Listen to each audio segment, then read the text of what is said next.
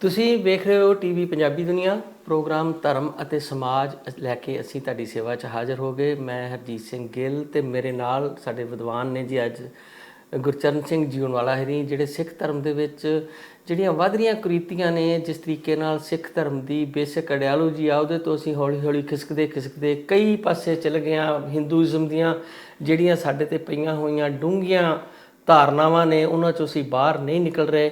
ਸੋ ਸਾਡਾ ਯਤਨ ਹੁੰਦਾ ਕਿ ਇਹਨਾਂ ਵਿਦਵਾਨਾਂ ਕੋਲੋਂ ਅਸੀਂ ਸਿੱਖ ਧਰਮ ਦੇ ਫਲਸਫੇ ਦੀ ਕੁਝ ਗੱਲਬਾਤ ਜਿਹੜੀ ਆ ਉਹ ਸਿੱਖ ਸਕੀਏ ਕਿ ਸਾਡੇ ਗੁਰੂ ਸਾਹਿਬ ਦਾ ਸਾਨੂੰ ਕੀ ਸਿੱਖਿਆ ਹੈ ਤੇ ਅਸੀਂ ਕਿਸ ਰਾਹੇ ਪਏ ਹੋਏ ਹਾਂ ਜਾਂ ਕੁਰਾਹੇ ਪਏ ਹੋਏ ਹਾਂ। ਸੋ ਅੱਜ ਅਸੀਂ ਜਿਹੜਾ ਆਪਣਾ ਟੌਪਿਕ ਆ ਉਹ ਰੱਖਿਆ ਹੋਇਆ ਹੈ ਕਿ ਸਿੱਖ ਧਰਮ ਦੇ ਵਿੱਚ ਤਾਂ ਬਹੁਤ ਮਨੁੱਖ ਨੂੰ ਜ਼ਿੰਦਗੀ ਜਿਉਣ ਦੇ ਸਿੱਧੇ ਢੰਗ ਤਰੀਕੇ ਦੱਸੇ ਗਏ ਨੇ, ਪਰ ਅਸੀਂ ਸ਼ਾਰਟਕਟ ਮਾਰਨ ਦੇ ਚੱਕਰ 'ਚ ਰਿੱਧੀਆਂ ਸਿੱਧੀਆਂ ਤੇ ਕਈ ਤਰ੍ਹਾਂ ਦੇ ਤੰਤਰਕ ਤੇ ਕਈ ਤਰ੍ਹਾਂ ਦੇ ਹੋਰ ਯਤਨ ਪੁੱਛਾਂ ਵਾਲੇ ਪਾਸੇ ਪੈਂਦੇ ਆ। ਇਹਨਾਂ ਦਾ ਸਾਡੇ ਜੀਵਨ ਦੇ ਵਿੱਚ ਕੋਈ ਸਿੱਖੀ ਦੇ ਮੁਤਾਬਕ ਕੋਈ ਮਤਲਬ ਹੈ ਜਾਂ ਨਹੀਂ ਹੈ। ਸੋ ਗੁਰਬਾਣੀ ਦੀ ਰੋਸ਼ਨੀ 'ਚ ਸਾਨੂੰ ਇਹ ਚੀਜ਼ਾਂ ਜਿਹੜੀਆਂ ਨੇ ਇਹ ਸਮਝਾਉਂਦੇ ਨੇ ਜਦੋਂ ਵੀ ਆਉਂਦੇ ਨੇ ਸਰਦਾਰ ਜੀਉਣਵਾਲਾ ਹਰੀ। ਤੇ ਅੱਜ ਇਹਨਾਂ ਕੋਲੋਂ ਜਿਹੜੀਆਂ ਨਿਧੀਆਂ 9 ਨਿਧੀਆਂ 12 ਸਿੱਧੀਆਂ ਪਤਾ ਨਹੀਂ ਕੀ ਕਹਿੰਦੇ ਅਸੀਂ ਉਹਦੇ ਬਾਰੇ ਥੋੜ੍ਹੀ ਜਾਣਕਾਰੀ ਲੈਂਦੇ ਹਾਂ। ਸਭ ਤੋਂ ਪਹਿਲਾਂ ਤਾਂ ਜੀਉਣਵਾਲਾ ਜੀ ਤੁਹਾਡਾ ਧੰਨਵਾਦ, ਤੁਸੀਂ ਆਏ ਜੀ ਆਇਆਂ ਨੂੰ। ਹਰਜੀਤ ਸਿੰਘ ਗਿੱਲ ਜੀ ਤੇ ਤੁਹਾਡੀ ਸਾਰੀ ਟੀਮ ਦਾ ਤਹਿ ਦਿਲੋਂ ਧੰਨਵਾਦ। ਸਭ ਤੋਂ ਪਹਿਲਾਂ ਆਪਾਂ ਗੁਰੂ ਮਹਾਰਾਜ ਵੱਲੋਂ ਬਖਸ਼ਿਸ਼ ਕੀਤੀ ਫਤਿਹ ਦਾ ਦੀ ਸਾਂਝ ਪਾਈਏ। ਵਾਹਿਗੁਰੂ ਜੀ ਕਾ ਖਾਲਸਾ ਵਾਹਿਗੁਰੂ ਜੀ ਕੀ ਫਤਿਹ ਜੀ। ਜੀ ਜੀਉਣਵਾਲਾ ਜੀ, ਜਿਵੇਂ ਮੈਂ ਦੱਸਿਆ ਸ਼ੁਰੂਆਤੀ ਆਪਾਂ ਅੱਜ ਟੌਪਿਕ ਦੇ ਉੱਤੇ ਗੱਲ ਕਰਨੀ ਹੈ ਜਿਹੜੀਆਂ ਰਿੱਧ ਸਿੱਧ ਕੀ ਆ। ਪਹਿਲੀ ਗੱਲ ਤਾਂ ਆਪਾਂ ਇਹ ਤੁਹਾਡੇ ਕੋਲ ਸਮਝੀਏ ਵੀ ਰਿੱਧ ਸਿੱਧ ਹੁੰਦੀ ਕੀ ਆ, ਤੇ ਫਿਰ ਗੁਰਬਾਣੀ ਦੀ ਰੋਸ਼ਨੀ 'ਚ ਅੱਗੇ ਚੱਲ ਤੁਹਾਡੇ ਕੋਲ ਸਮਝਣ ਦੀ ਯਤਨ ਕਰਾਂਗੇ ਕਿ ਇਹਦਾ ਸਾਨੂੰ ਗੁਰੂ ਸਾਹਿਬ ਨੇ ਕੀ ਇਹਦੇ ਬਾਰੇ ਦੱਸਿਆ ਹੋਇਆ। ਜਿਹੜੇ ਆਮ ਲੋਕਾਂ ਦੀ ਬੋਲੀ ਦੇ ਵਿੱਚ ਰਿੱਧੀਆਂ ਸਿੱਧੀਆਂ ਉਹ ਹੁੰਦੀਆਂ ਵੀ ਕੋਈ ਅਲੋਕਾਰ ਸ਼ਕਤੀਆਂ ਪ੍ਰਾਪਤ ਕਰ ਲੈਣੀਆਂ ਤੇ ਉਹਦੇ ਨਾਲ ਜਾਂ ਕਿਸੇ ਨੂੰ ਵਸ ਕਰ ਲੈਣਾ ਜਾਂ ਉਹਨੂੰ ਹਰਾ ਦੇਣਾ, ਜੰਗ ਲੱਗੀ ਹੈ ਤਾਂ ਵਗੈਰਾ ਵਗੈਰਾ ਵਗੈਰਾ। ਇਸ ਤਰ੍ਹਾਂ ਦੀਆਂ ਜਿਹੜੀਆਂ ਆਮ ਸਧਾਰਨ ਬੰਦੇ ਵਿੱਚ ਸ਼ਕਤੀਆਂ ਨਹੀਂ ਹੁੰਦੀਆਂ ਉਹਨਾਂ ਨੂੰ ਉਹ ਰਿੱਧੀਆਂ ਸਿੱਧੀਆਂ ਕਹਿੰਦੇ ਆ। ਵੈਸੇ ਜੇ ਆਪਾਂ 9 ਨਿਧੀਆਂ ਦੇ ਨਾਂ ਲਿਖ ਕੇ ਅੱਗੇ 9 ਖਜ਼ਾਨੇ, ਇਹ ਭਾਈ ਕਾਹਨ ਸਿੰਘ ਨਾਭਾ ਦੇ ਮਹਾਨ ਕੋਸ਼ 'ਚ ਲਿਖੇ ਹੋਏ ਆ। ਆਪਾਂ ਇੰਨੀ ਡਿਟੇਲ 'ਚ ਨਹੀਂ ਜਾਂਦੇ। ਰਿੱਧੀਆਂ ਸਿੱਧੀਆਂ ਦਾ ਮਤਲਬ ਹੁੰਦਾ, ਮੈਂ ਤੁਹਾਨੂੰ ਇੱਕ ਚੰਦਰਾ ਸਵਾਮੀ ਦੀ ਗੱਲ ਸੁਣਾ ਦਿੰਦਾ। ਹਾਂਜੀ, ਤਾਂਤਰਿਕ ਹੋਇਆ ਇੰਦਰਾ ਗਾਂਧੀ ਦੇ ਹਾਂਜੀ, ਉਹ ਆਪਣੇ ਬਾਅਦ ਦੇ ਵਿੱਚ ਹਥਿਆਰਾਂ ਦੇ ਮਾਮਲੇ ਦੇ ਵਿੱਚ ਵੀ CBI ਨੇ ਇਨਵੋਲਵ ਕਰ ਰਹੇ ਤੇ ਉਹਨਾਂ ਨੂੰ ਜਿਹੜਾ ਉਹ ਵੀ ਆਪਣੇ ਹਨੂੰਮਾਨ ਦੁੱਧ ਪੀਂਦਾ ਉਹ ਸਾਰੀ ਦੁਨੀਆ ਦੇ ਵਿੱਚ ਉਹਦੇ ਚੇਲੇ ਬੈਠੇ ਸੀ। ਤੋ ਆਪਣੇ CBI ਵਾਲਿਆਂ ਨੂੰ ਇਹ ਪ੍ਰਭਾਵਿਤ ਕਰਨ ਵਾਸਤੇ ਉਹਨੇ ਸਾਰੀ ਦੁਨੀਆ 'ਚੋਂ ਫੋਨ ਕਰਾ ਦਿੱਤੇ। ਸਾਰੀ ਦੁਨੀਆ ਗੋਲੀਆਂ ਲੈ ਕੇ ਹਨੂੰਮਾਨ ਦੇ ਨਹੀਂ ਕੀ ਸੀਗਾ ਉਹ ਜਿਹੜਾ ਆਪਣਾ ਹਾਥੀ ਦਾ ਮੂੰਹ ਲੱਗਾ ਗਣੇਸ਼ ਦੁੱਧ ਪੀਂਦਾ ਉਹ ਉਸੇ ਦਾ ਹੀ ਚਲਾਇਆ ਹੋਇਆ ਸੀ। ਤੇ ਇੰਦਰਾ ਗਾਂਧੀ ਨੂੰ ਉਹਨੇ ਕਿਵੇਂ ਪ੍ਰਭਾਵਿਤ ਕੀਤਾ? ਇਹ 2002 ਦੇ ਵਿੱਚ ਗੁਜਰਾਤ ਤੋਂ ਸ਼ੁਰੂ ਹੋਇਆ ਸੀਗਾ ਜੀ। ਮੈਨੂੰ ਯਾਦ ਹੈ, ਮੈਂ ਉਦੋਂ ਮੈਨੂੰ ਜਿੰਨੀ ਕਿ ਸਮਝੋ ਉਦੋਂ ਤੱਕ ਮੈਂ ਆਰਟੀਕਲ ਵੀ ਲਿਖਿਆ ਸੀਗਾ ਕਿ ਮੋਦੀ ਵਰਗੇ ਦੈਂਤ ਦੇ ਹੁੰਦਿਆਂ ਕੋਈ ਦਾਨਵ ਦੁੱਧ ਕਿੱਦਾਂ ਪੀ ਸਕਦਾ ਆ। ਤੇ ਉਹਨਾਂ ਦਿਨਾਂ 'ਚ ਉਹ ਮੁਸਲਮਾਨਾਂ ਦੇ ਖਿਲਾਫ ਤਾਜ਼ਾ ਹੋਇਆ ਸੀ। ਕੀ ਹੈ ਕਿ ਤੁਸੀਂ ਗਲੈਸਰੀਨ ਪੇਪਰ ਤੇ ਥੱਲੇ ਲਾ ਦਿਓ ਤੇ ਜਿਹੜੀ ਲਾਲ ਦਵਾਈ ਆਪਾਂ ਖੂਹ ਦੇ ਵਿੱਚ ਪਾਉਂਦੇ ਆ ਉਹਨੂੰ ਉੱਤੋਂ ਛੱਡ ਦਿਓ। ਥੋੜ੍ਹੀ ਦੇਰ ਬਾਅਦ ਉੱਥੇ ਉਹਨਾਂ ਦਾ ਜਦੋਂ ਰਿਐਕਸ਼ਨ ਹੋ ਗਿਆ ਉਹਨੇ ਅੱਗ ਨੇ ਪੈਦਾ ਹੋ ਜਾਣਾ ਤੇ ਇੰਦਰਾ ਗਾਂਧੀ ਉਹਦੇ ਪੈਰਾਂ ਤੇ ਲਿਟ ਗਈ। ਕਹਿੰਦਾ ਜੀ ਮੈਂ ਮੰਤਰ ਪੜੂੰਗਾ ਜੇ ਤੇ ਪਵਿੱਤਰ ਅਗਨੀ ਜਿਹੜੇ ਕਹਿੰਦੇ ਨਾ ਪਵਿੱਤਰ ਅਗਨੀ ਪੈਦਾ ਕਰਦੇ ਆ ਉਹ ਇਹੀ ਹੁੰਦੀ ਹੈ, ਲਾਲ ਦਵਾਈ ਤੇ ਥੱਲੇ ਗਲੈਸਰੀਨ ਲਾ ਲਓ ਪੇਪਰ ਤੇ ਉਹਨੇ ਅੱਗ ਆਪਣੇ ਆਪ ਹੀ ਮੱਚ ਪੈਣੀ ਹੈ। ਕੋਈ ਹੋਰ ਪਵਿੱਤਰ ਅਗਨੀ ਤੇ ਅਗਨੀ 'ਚ ਕੋਈ ਫਰਕ ਨਹੀਂ ਹੁੰਦਾ, ਸਾਰੀਆਂ ਅਗਨੀਆਂ ਇੱਕੋ ਹੁੰਦੀਆਂ। ਇੰਦਰਾ ਗਾਂਧੀ ਉਸ ਦਿਨ ਤੋਂ ਉਹਦੇ ਪੈਰਾਂ ਤੇ ਲਿਟ ਗਈ ਸੀ। ਮੈਨੂੰ ਲੱਗਦਾ ਹੈ ਜਿਹੜਾ ਚੰਦਰਾ ਸਵਾਮੀ ਤੋਂ ਬਾਅਦ ਮੇਰੇ ਖਿਆਲ ਧਿਰਿੰਦਰ ਬ੍ਰਹਮਚਾਰੀ ਨਾਂ ਦਾ ਇੱਕ ਨਹੀਂ ਸੀਗਾ ਤਾਂਤਰਿਕ, ਉਹਦੇ ਵੀ ਉਹ ਚੇਲਾ ਰਹੀ ਆ। ਹਾਂਜੀ। ਸੋ ਚਲੋ ਆਪਾਂ ਮੁੜ ਕੇ ਆਪਣੇ ਟੌਪਿਕ ਵੱਲ ਆਈਏ। ਇਹ ਜਿਹੜੀਆਂ ਰਿੱਧੀਆਂ ਸਿੱਧੀਆਂ ਹੈ ਇਹਨਾਂ ਨੂੰ ਗੁਰਬਾਣੀ ਬਿਲਕੁਲ ਨਹੀਂ ਮੰਨਦੀ, ਨਾ ਹੀ ਕੋਈ ਇੱਦਾਂ ਦੀਆਂ ਹੁੰਦੀਆਂ। ਪਹਿਲੀ ਗੱਲ ਤਾਂ ਇਹ ਵੀ ਸਾਰੇ ਸਰੋਤਾ ਜਨਾਂ ਨੂੰ ਇਹ ਸ਼ਲੋਕ 417 ਪੰਨੇ ਤੇ ਹੈ ਜਿਹੜੀ ਬਾਬਰਵਾਣੀ ਫਿਰ ਗਈ ਕੋਈ ਨਾ ਰੋਟੀ ਖਾਏ, ਉਹਦੇ ਵਿੱਚ ਅੱਗੇ ਜਾ ਕੇ ਆਉਂਦਾ ਕੋਈ ਮੁਗਲ ਨਾ ਹੋਆ ਨਾ ਕਿਹਨਾਂ ਨਾ ਪਰਚਾ ਲਾਇਆ। ਜਿਹੜੇ ਉੱਥੋਂ ਦੇ ਆਪਣੇ ਕਰਤੇ ਧਰਤੇ ਸੀ, ਰਾਜੇ ਸੀ ਛੋਟੇ ਛੋਟੇ ਲੋਧੀ ਸਲਤਨਤ ਵਾਲੇ, ਉਹਨਾਂ ਨੂੰ ਮੁਸਲਮਾਨ ਪੀਰਾਂ ਫਕੀਰਾਂ ਨੇ ਜਾਂ ਹਿੰਦੂਆਂ ਦੇ ਵੀ ਸਾਧਾਂ ਸੰਤ ਨੇ ਕਿਹਾ ਹੋਇਆ ਸੀ ਜੀ ਅਸੀਂ ਆਪਣੇ ਮੰਤਰ ਪੜਾਂਗੇ ਉਹਨਾਂ ਦੀ ਜਿਹੜੀ ਫੌਜ ਆ ਉਹ ਅੰਨੀ ਹੋ ਜੂਗੀ। ਉਹਦਾ ਜ਼ਿਕਰ ਕੀਤਾ ਗੁਰੂ ਨਾਨਕ ਸਾਹਿਬ ਨੇ, ਕੋਈ ਮੁਗਲ ਨਾ ਹੋਆ ਨਾ ਕਿਹਨਾਂ ਨਾ ਪਰਚਾ ਲਾਇਆ ਵੀ ਉਹਨਾਂ ਦੀਆਂ ਤਸਬੀਹਾਂ ਫੇਰੀਆਂ ਰਹਿ ਗਈਆਂ ਤੇ ਉਹਨਾਂ ਨੇ ਤੁਪ ਚਲਾਈ ਮਤਲਬ ਆਪਾਂ ਤੋਪਾਂ ਚਲਾਈਆਂ, ਬੰਦੂਕਾਂ ਚਲਾਈਆਂ, ਤੇ ਇਹਨਾਂ ਨੇ ਅੱਗੋਂ ਹਾਥੀਆਂ ਤੇ ਚੜ ਕੇ ਤੀਰ ਕਮਾਨ ਚਲਾਏ ਤੇ ਉਹ ਜਿੱਤ ਗਏ। ਕੁਦਰਤੀ। ਹਾਂਜੀ, ਤੇ ਗੁਰਬਾਣੀ ਫਿਰ ਕਹਿੰਦੀ ਹੈ ਵੀ ਅੱਗੋਂ ਦੇ ਜੇ ਚੇਤੀ ਹੈ ਤਾਂ ਕਾਇਤ ਮਿਲਿਆ ਸਜਾਏ। ਜੇ ਲੋਕੋ ਤੁਸੀਂ ਪਹਿਲਾਂ ਤਿਆਰੀ ਕੀਤੀ ਹੁੰਦੀ ਤੁਹਾਨੂੰ ਆ ਸਜ਼ਾ ਮਿਲਣੀ ਨਹੀਂ ਸੀ। ਕੀ ਬਾਤ। ਗੁਰੂ ਨਾਨਕ ਸਾਹਿਬ ਸਾਰੇ ਇੱਕੋ ਹੀ ਸਲੋਕ ਦੇ ਵਿੱਚ ਐਵੇਂ ਨਹੀਂ ਕਿਹਾ ਜਾਂਦਾ ਕਿ ਗੁਰਬਾਣੀ ਪੂਰੀ ਇਨਕਲਾਬੀ। ਬਿਲਕੁਲ ਇਨਕਲਾਬੀ ਹੈ ਜੀ। ਜਿਹੜਾ ਮਤਲਬ ਕਿੰਨੀ ਵੱਡੀ ਚੇਤਨਾ ਦਾ ਦਿੱਤਾ ਵੀ ਇਸ ਗੱਲ ਦੀ ਬਜਾਏ ਕਿ ਤੁਸੀਂ ਇਹਨਾਂ ਅੰਧ ਵਿਸ਼ਵਾਸਾਂ 'ਚ ਪਾਓ, ਆਪ ਤਕੜੇ ਹੋ ਤੇ ਮੁਕਾਬਲਾ ਕਰਨ ਦੀ ਸ਼ਕਤੀ ਪੈਦਾ ਕਰੋ। ਕੁਦਰਤ ਦਾ ਨਿਯਮ ਹੀ ਹੈ ਵੀ ਵੱਡੀ ਮੱਛੀ ਛੋਟੀ ਮੱਛੀ ਨੂੰ ਖਾਂਦੀ ਹੈ। ਜੇ ਤੁਸੀਂ ਤਕੜੇ ਆ ਤਾਂ ਬਚ ਪਾਓਗੇ ਇਸ ਸੰਸਾਰ ਦੇ ਵਿੱਚ। ਤੁਸੀਂ ਵੇਖ ਲਓ, ਆਪਣੇ ਬੰਦਿਆਂ ਦੀ ਵੀ ਗੱਲ ਕਰ ਲਓ। ਅੱਜ ਤਾਕਤ 'ਚ ਹੈ ਨਾ ਮੋਦੀ ਤੇ ਅਮਿਤ ਸ਼ਾਹ ਜੀ, ਜਿਨ੍ਹਾਂ ਨੂੰ ਇਹ ਕਿਹਾ ਵੀ ਤਾਰ ਪਾਰੀ ਕਿ ਪਾਰੀ ਤਾਰ ਕੇ ਤੂੰ ਤਰੀ ਪਾਰ ਉਹ ਮੈਂ ਬਹੁਤਾ ਦੇਸ਼ ਬਦਲ ਕਰ ਦੇਣਾ ਜੀ। ਕੋਈ ਐਸੀ ਕਸੂਰ ਕਰਨਾ ਕਿ ਉਸ ਇਲਾਕੇ 'ਚ ਰਹਿੰਦੇ ਆ ਉਹ ਬੰਦੇ ਦਾ ਦੁਰਪ੍ਰਭਾਵ ਪੈ ਸਕਦਾ, ਉਹਨੂੰ ਕਹਿਣਾ ਤੂੰ ਇਲਾਕਾ ਛੱਡ ਕੇ ਚੱਲ ਜਾ, ਉਹਨੂੰ ਕਹਿੰਦੇ ਆ ਤਰੀ ਪਾਰ। ਗੌਰਮੈਂਟ ਦੇ ਜੱਜ ਦੀ ਇਹ ਆਪਣੀ ਹੈਗੀ ਹੈ ਦਾ ਫੈਸਲਾ ਕਿ ਭਈ ਤੂੰ ਇੱਥੋਂ ਛੱਡ ਕੇ ਚੱਲ। ਹਾਂਜੀ ਹਾਂਜੀ। ਔਰ ਉਹੀ ਸਾਡੇ ਅੱਜ ਮਾਲਕ ਬਣੇ ਹੋਏ। ਅੱਗੋਂ ਦੇ ਜੇ ਚੇਤੀ ਹੈ ਤਾਂ ਕਾਇਦ ਮਿਲਿਆ ਸਜਾਏ। ਲੋਕਾਂ ਨੇ ਵੇਖਿਆ ਨਹੀਂ ਅੰਨ੍ਹੇਵਾਹ ਉਹ ਹਿੰਦੂਤਵਾ ਦੇ ਪ੍ਰਭਾਵ ਥੱਲੇ ਵੋਟਾਂ ਪਾ ਕੇ ਤੇ ਇਹਨਾਂ ਲੋਕਾਂ ਨੂੰ ਉੱਤੇ ਬਿਠਾਇਆ। ਹੁਣ ਰੋਂਦੇ ਵੀ ਹੈ। ਚਲੋ ਕੋਈ ਆਪਾਂ ਮੁੜ ਕੇ ਇੱਧਰ ਨੂੰ ਆਈਏ। ਸਿੱਖ ਧਰਮ ਦੇ ਵਿੱਚ ਇੱਕ ਹੋਰ ਗੱਲ ਬਹੁਤ ਉਡਾਈ ਹੋਈ ਹੈ ਵੀ ਰਾਜਾ ਰਣਜੀਤ ਸਿੰਘ ਨੇ ਸਿੰਧ ਦਰਿਆ ਨੂੰ ਕਿਹਾ ਅਟਕ ਓਏ, ਤੇ ਉਹ ਅਟਕ ਗਿਆ।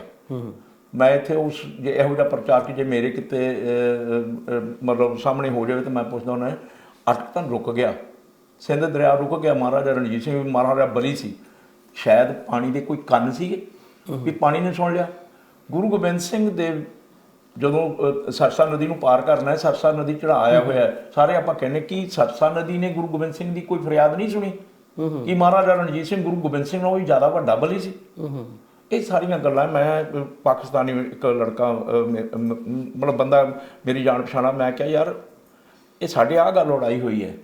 ਉਹ ਕਹਿੰਦਾ ਜੀ ਜਿੱਥੋਂ ਮਹਾਰਾਜਾ ਰਣਜੀਤ ਸਿੰਘ ਨੇ ਫੌਜਾਂ ਆਪਣੀ ਸਿੰਧ ਦਰਿਆ ਦੇ ਵਿੱਚ ਠਿੱਲੀਆਂ ਸੀ ਤੇ ਮਰ ਗਏ ਲੋਕ, ਉਦੋਂ 10-12 ਕਿਲੋਮੀਟਰ ਸਾਊਥ ਨੂੰ ਜਾ ਕੇ ਅਟਕ ਪਿੰਡ ਦਾ ਨਾਂ ਹੈ।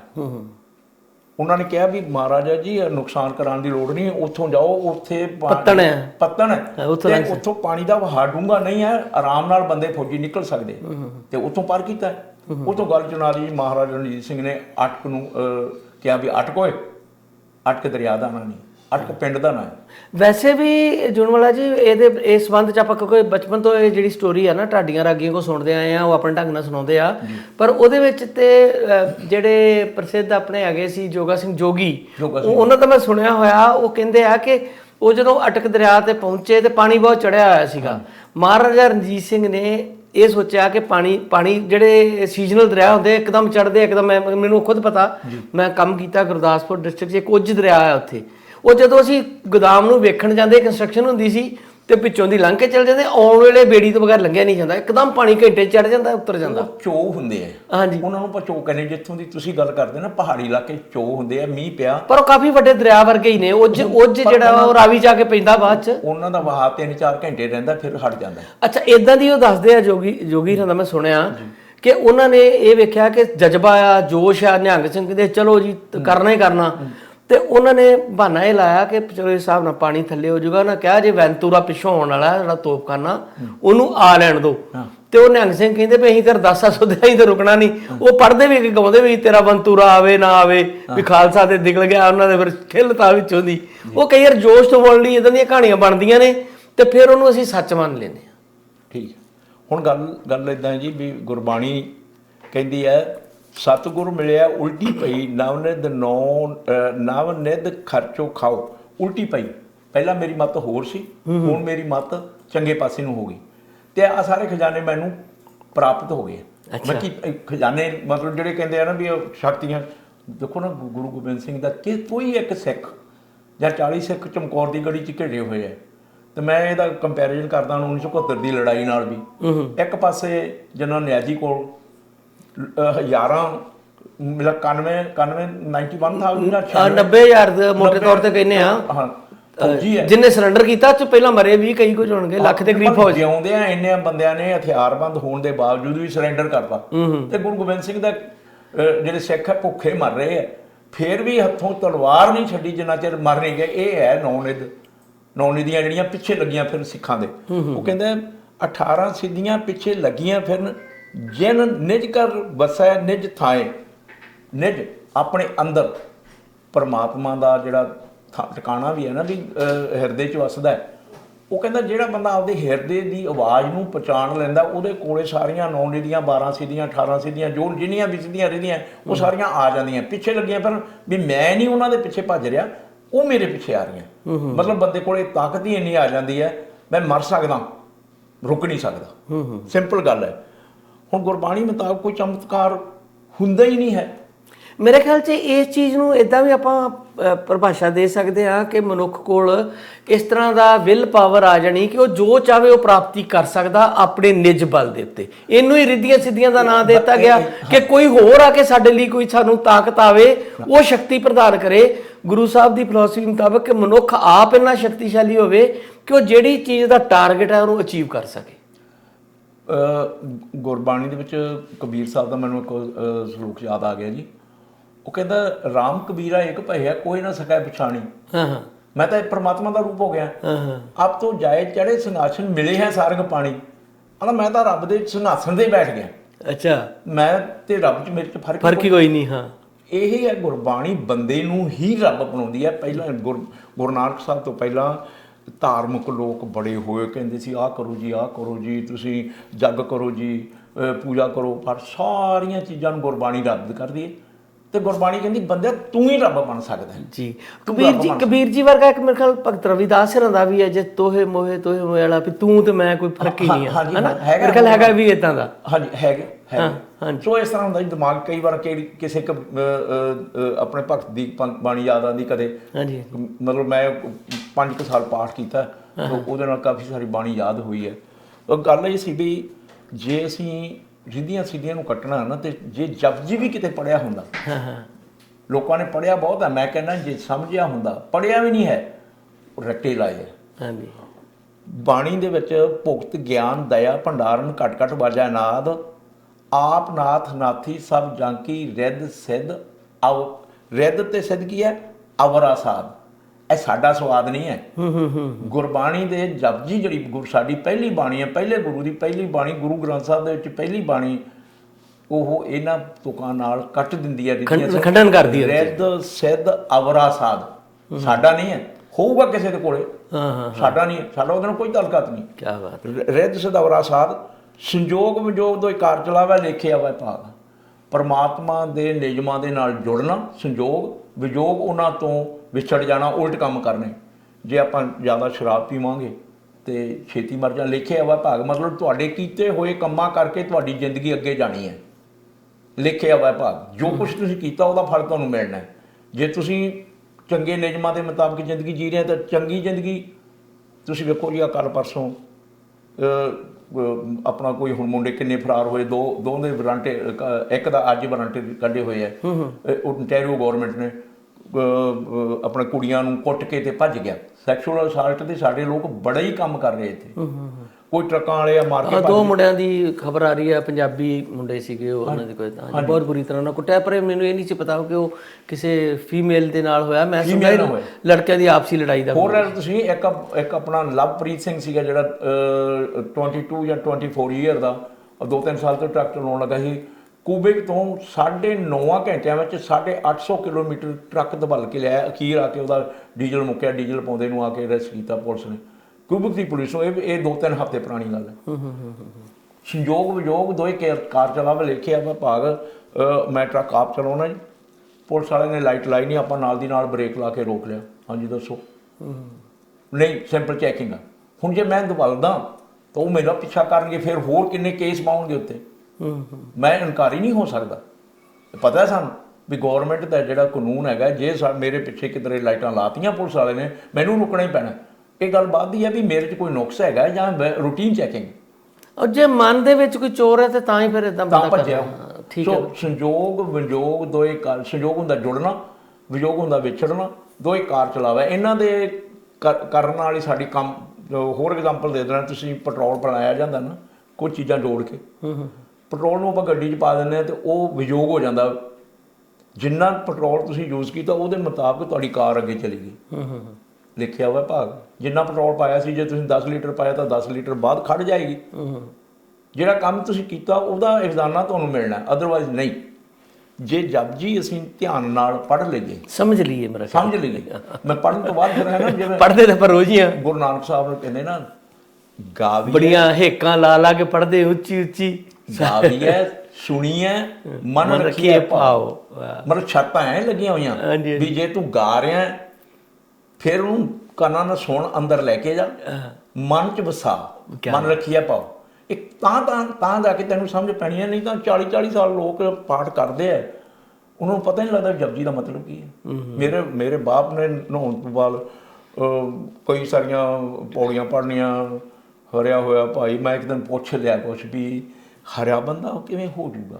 ਕਹਿੰਦਾ ਮੈਨੂੰ ਨਹੀਂ ਪਤਾ, ਪਰ ਮੈਨੂੰ ਤਾਂ ਇਹ ਹੈ ਵੀ ਸੰਤਾਂ ਨੇ ਕਿਹਾ ਤੂੰ ਇਹਦਾ ਪਾਠ ਕਰਨਾ। ਬਸ ਸੰਤਾਂ ਨੇ ਕਿਹਾ ਪਾਠ ਕਰੀ ਜਾਂਦੇ।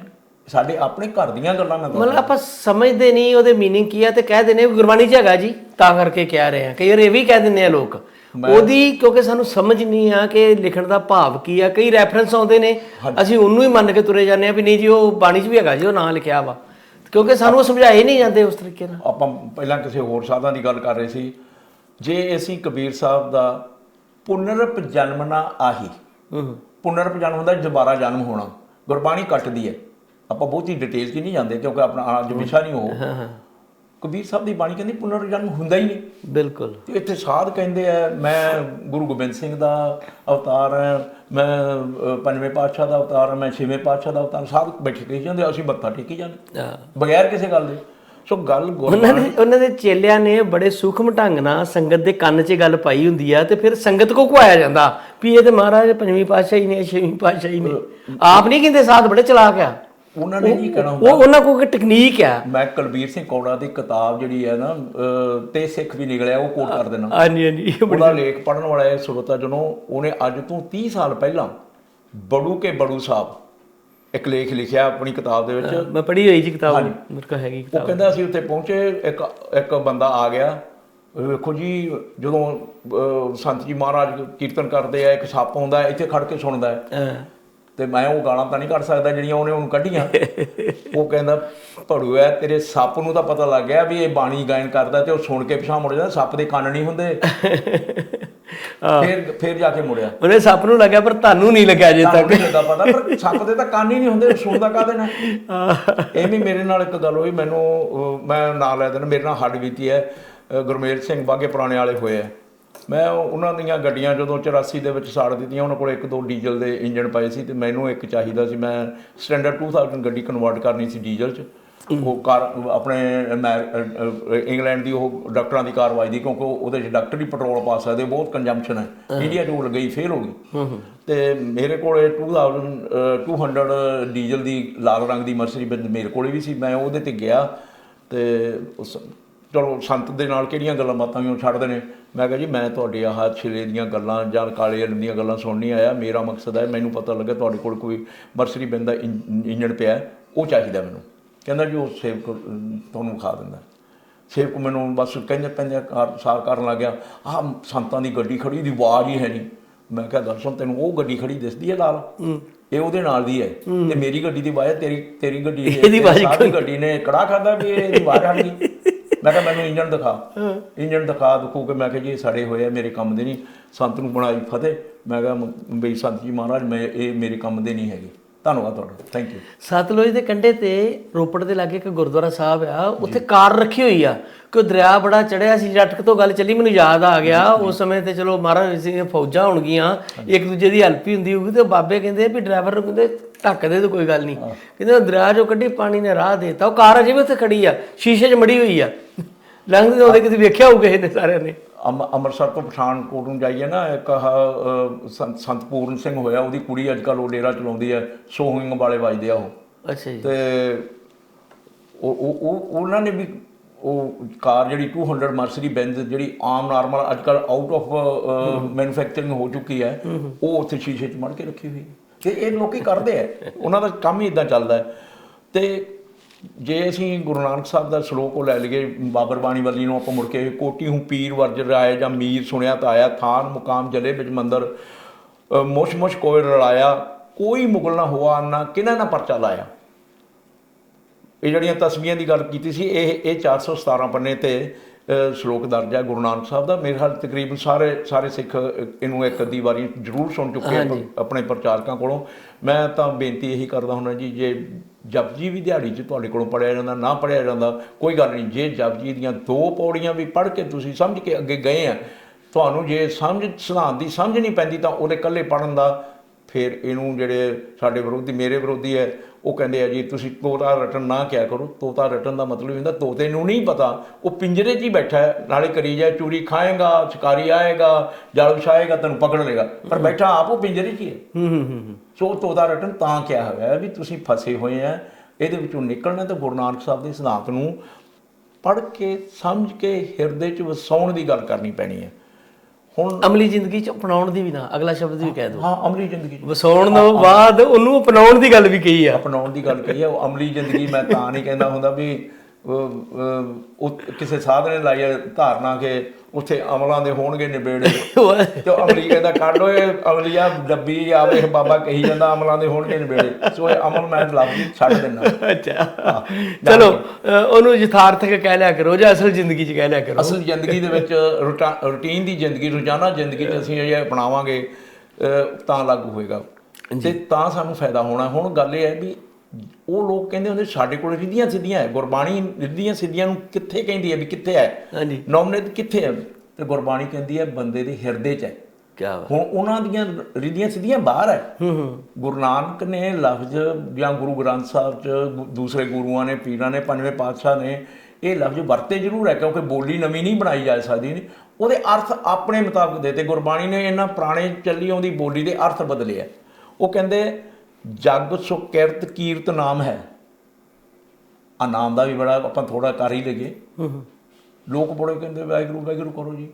ਗੁਰਬਾਣੀ ਦਾ ਆਪਾਂ ਪਹਿਲੀ ਪੰਕਤੀ ਜਗ ਦੇ ਵਿੱਚ ਸੁਕਿਰਤ, ਚੰਗਾ ਕੰਮ ਕਰਨਾ। ਕਿਰਤ ਦੇ ਮੂਹਰੇ ਸੱਸਾ ਲਾ ਕੇ ਨਾ, ਚੰਗੀ ਕਿਰਤ, ਸੁੱਚੀ ਕਿਰਤ, ਜਿਵੇਂ ਪੁੱਤਰ ਦੇ ਮੂਹਰੇ ਸੱਸਾ ਲਾ ਕੇ ਸੁਪੁੱਤਰ ਬਣਾ ਦਿੰਦੇ, ਉਹਦਾ ਮੁੰਡਾ ਬਹੁਤਾ ਚੰਗਾ ਹੈ, ਬਹੁਤਾ ਚੰਗਾ, ਬਾਹਲੇ ਲਫ਼ਜ਼ ਹੋ ਗਏ, ਉਹਦਾ ਸੁਪੁੱਤਰ ਲੈਤਾ। ਜਗ ਸੋ ਕਿਰਤ ਕੀਰਤ ਨਾਮ ਹੈ। ਚੰਗੀ ਕਿਰਤ ਕਰਨੀ ਹੀ ਨਾਮ ਹੈ। ਕਿਆ ਬਾਤ। ਤੇ ਮੇਰੀ ਜਿੰਦੜੀ ਹੈ ਹਰ ਕੀਰਤ ਹਰ ਮਨ ਧਾਰੇ ਰਾਮ। ਇਹਨੂੰ ਮਨ ਦੇ ਵਿੱਚ ਮਨ ਧਾਰੇ, ਮਨ ਦੇ ਵਿੱਚ ਵਸਾਲਾ ਵੀ ਮੈਂ ਚੰਗਾ ਹੀ ਕੰਮ ਕਰਨਾ। ਇਹ ਹੈ ਨਾਮ। ਤੇ ਜੋ ਹਰ ਨਾਮ ਧਿਆਏ ਦੇ ਮੇਰੀ ਜਿੰਦੜੀ ਤਿੰਨ ਪੰਚੇ ਵਸਗਤ ਆਏ ਰਾਮ। ਅੰਤਰ ਨਾਮ ਨਿਧ ਨਾਮ ਹੈ ਮੇਰੀ ਜਿੰਦੜੀਏ, ਗੁਰ ਸਤਗੁਰ ਅਲਖ ਲਿਖਾਏ ਰਾਮ। ਅੰਦਰ ਹੈ ਬੰਦਿਆ, ਤੇਰੇ ਅੰਦਰ ਇਹ ਸਾਰੀਆਂ ਸ਼ਕਤੀਆਂ ਹੈ, ਸਿਰਫ ਉਹਨਾਂ ਨੂੰ ਤੂੰ ਪੈਦਾ ਕਰ ਸਕਦਾ ਹੈ ਜੇ ਸੱਚ ਨਾਲ ਜੁੜ ਜਾਵੇ। ਤੁਸੀਂ ਦੇਖਿਆ ਹੋਣਾ ਜਿਹੜੇ ਬੰਦੇ ਸੱਚ ਬੋਲਦੇ ਆ ਨਾ, ਉਹ ਬੋਲਣ ਲੱਗੇ ਝਿਜਕਦੇ ਨਹੀਂ। ਜਿਹੜਾ ਬੰਦਾ ਮੇਰੀ ਜ਼ਿੰਦਗੀ ਤਕਰੀਬਨ 70-71 ਸਾਲ ਦਾ ਮੈਂ ਹੋ ਗਿਆ। ਸਰੋਤਾ ਜਨਾਂ ਨੂੰ ਇੱਕ ਹੋਰ ਦੱਸ ਦੇਣਾ ਜੀ ਗੱਲ, ਆਪਣੇ ਵਿਸ਼ੇ ਨਾਲ ਤਾਂ ਨਹੀਂ ਰਿਲੇਟਡ। ਜਿਹੜਾ ਬੰਦਾ ਤੁਹਾਡੇ ਨਾਲ ਗੱਲ ਕਰਦਾ ਨੀਵੀਂ ਪਾ ਕੇ ਸੋਚ ਕੇ ਗੱਲ ਕਰਦਾ, ਇਹਦਾ ਮਤਲਬ ਉਹਦੇ ਤੋਂ ਬਚੋ। ਆਮ ਤੌਰ ਤੇ ਕਹਿੰਦੇ ਨੇ ਅੱਖ ਚੱਕ ਪਾ ਕੇ ਗੱਲ ਕਰ। ਅੱਖ ਚੱਕ ਪਾ ਕੇ ਕਰਨ ਦਾ ਮਤਲਬ ਹੀ ਹੁੰਦਾ ਵੀ ਤੇਰੀ ਸੱਚਾਈ ਦਿਖੇ, ਜੇ ਸੱਚਾਈ ਦਿਸੇ, ਤੇਰੀ ਬੋਡੀ ਲੈਂਗੁਏਜ ਚੋਂ, ਤੇਰੀ ਅੱਖ ਚੋਂ, ਤੇਰੇ ਮਸਤਕ ਤੋਂ ਵੀ ਸੱਚਾਈ ਦਿਖੇ। ਉਹ ਤੁਹਾਡਾ ਫੇਸ ਰੀਡਿੰਗ ਜਿਹੜਾ ਕਰਨ ਵਾਲਾ ਨਾ, ਉਹ ਇਹੀ ਰੀਡ ਕਰ ਰਿਹਾ ਹੁੰਦਾ ਹੈ ਵੀ ਬੰਦਾ ਬੋਲਦਾ ਕਿਵੇਂ ਹੈ।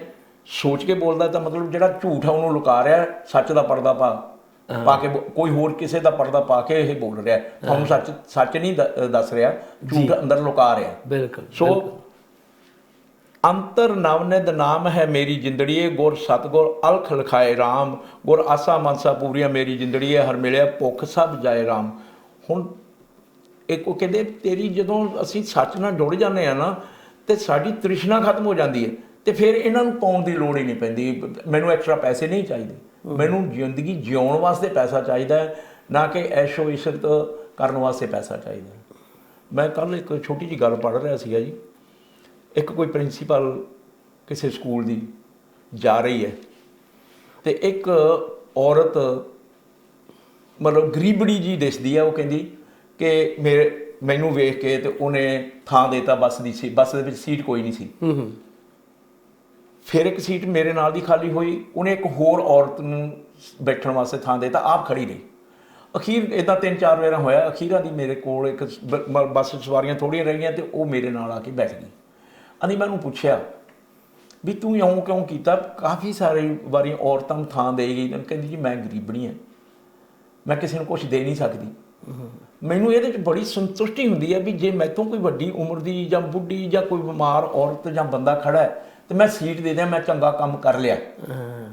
ਕਹਿੰਦੀ ਹੋਰ, ਕਹਿੰਦੀ ਜਦੋਂ ਮੈਂ ਰੋਟੀ ਖਾਂਦੀ ਹਾਂ ਮੇਰੇ ਕੋਲ ਬਹੁਤ ਥੋੜ੍ਹੀ ਹੁੰਦੀ ਹੈ, ਪਰ ਫਿਰ ਵੀ ਮੈਂ 2-4 ਬੁਰਕੀਆਂ ਤੋੜ ਕੇ ਚਿੜੀਆਂ ਨੂੰ, ਗਿਟਾਰਾਂ ਨੂੰ ਪਾ ਦਿੰਦੀ। ਜਦੋਂ ਉਹ ਖੁਸ਼ ਹੋ ਕੇ ਬੋਲਦੀਆਂ ਤੇ ਮੇਰੇ ਮਨ 'ਚ ਇੰਨੀ ਖੁਸ਼ੀ ਦੀ ਮੇਰੀ ਭੁੱਖ ਹੀ ਮਰ ਜਾਂਦੀ ਹੈ ਵੀ ਮੈਂ ਹੋਰ ਤਾਂ ਨਹੀਂ ਇਹਨਾਂ ਨੂੰ ਕੁਛ ਦੇ ਸਕਦੀ।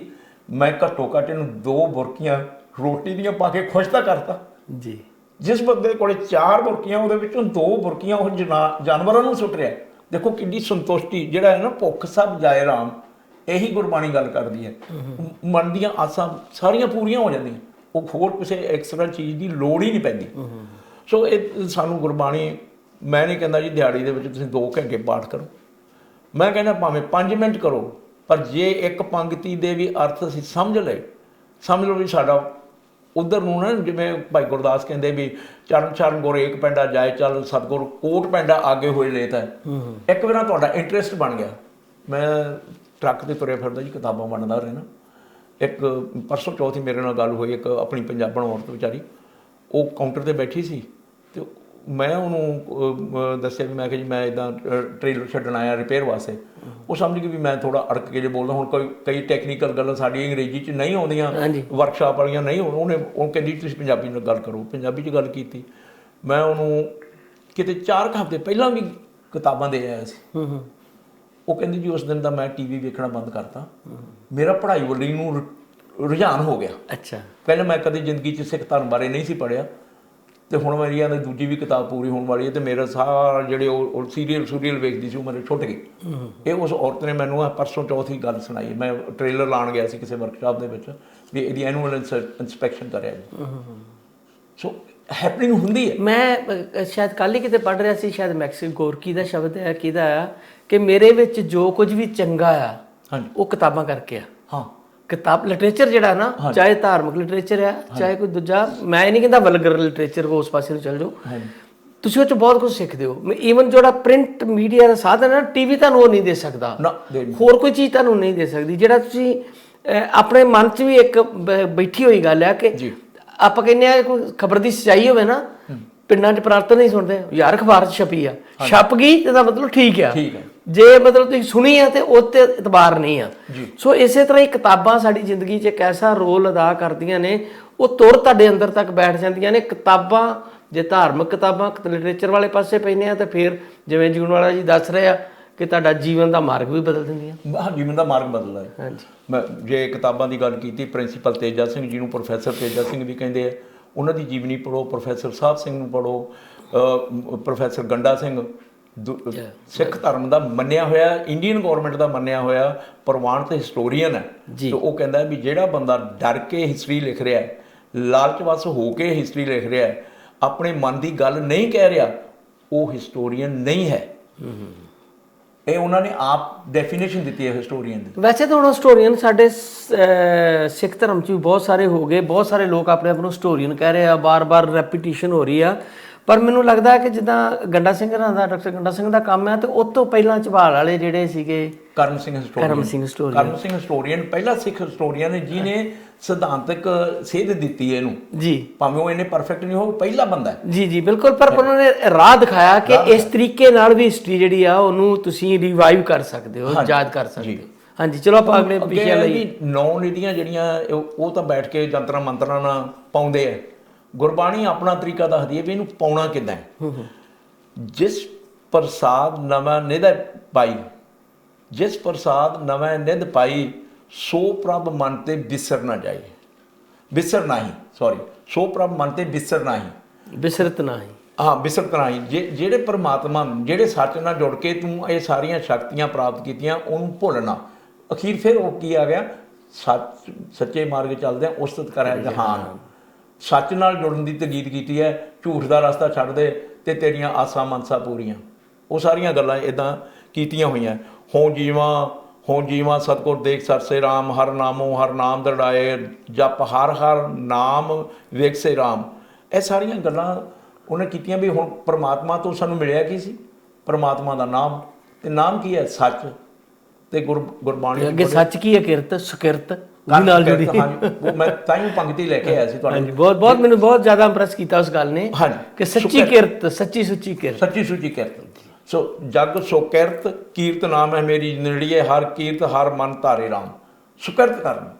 ਮਾੜੀ ਕਿਰਤ ਵਾਲਿਆਂ ਨੂੰ ਤਾਂ ਜਦੋਂ ਗੁਰੂ ਅਰਜਨ ਪਾਤਸ਼ਾਹ ਦੇ ਤੁਹਾਡੇ ਇਲਾਕੇ ਦਾ ਸੀ ਉਹ ਜਿਹੜਾ ਪਹਿਲਾਂ ਉਹਦਾ ਸੀਗਾ ਚੇਲੇ ਜਿਹੜੇ